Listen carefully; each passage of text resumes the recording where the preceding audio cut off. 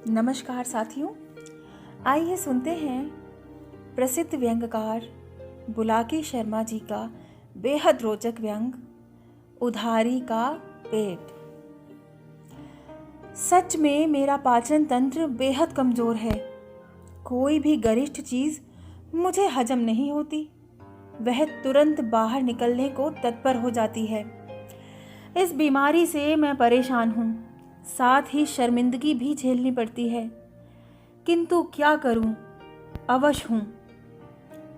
क्या कहा आपने? किसी वैद्य को दिखाऊं? पेट की बीमारी के लिए एलोपैथिक की जगह आयुर्वेदिक इलाज कारगर रहेगा। सही फरमाया आपने साहब, किंतु मेरा इलाज वैद्य हकीम या किसी डॉक्टर के वश में नहीं है। आप शायद गलत समझे, मैं अपने पेट के हाजमे की बात नहीं कर रहा, वह तो आपकी दुआ से बेहतरीन है। विश्वास न हो तो भोजन पर आमंत्रित करके अपनी आंखों से देख लीजिए। आप जो मिष्ठान परोसेंगे, जितनी मात्रा में परोसेंगे, मैं बिना किसी प्रतिरोध के उदर को अर्पित करता रहूँगा। आप परोसते हुए भले ही थक जाएं, लेकिन मैं खाते हुए कतई नहीं थकूंगा।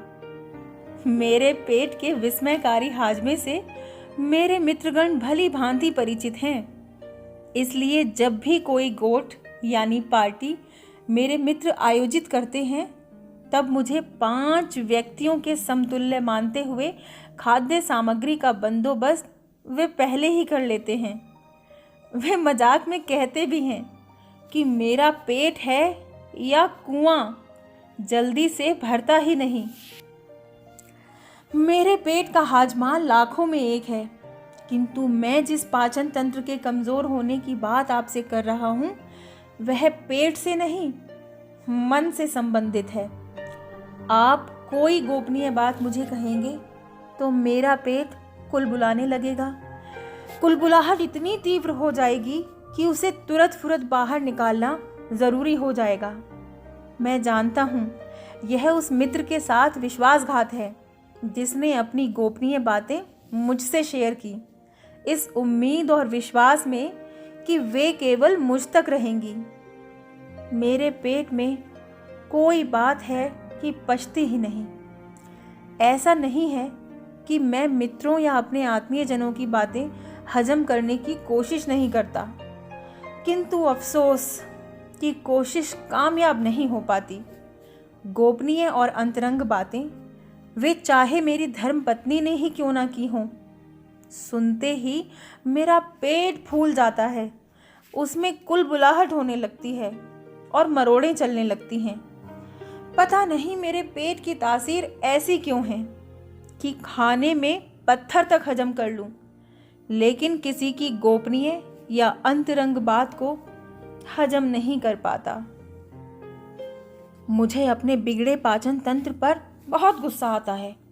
खाने के मामले में पेट का सामर्थ्य बहुत अच्छा होने से लोग मुझे स्वरुचि भोज में आमंत्रित करने से परहेज करते हैं, और बात पचाने के मामले में मेरा पाचन तंत्र दयनीय होने से मेरे मित्र परिचित ही नहीं, मेरी धर्मपत्नी भी खुलकर कोई बात करने से मुझसे घबराती है।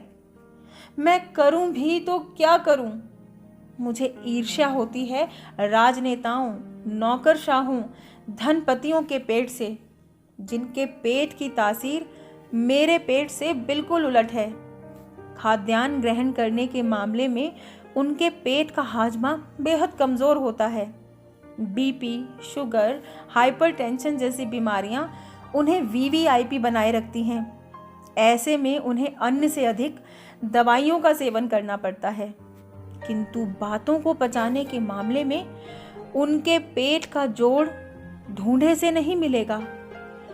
अपनी ही नहीं, दूसरों की गोपनीय बातें भी उनका पेट हजम करता रहता है और डकार तक नहीं लेता।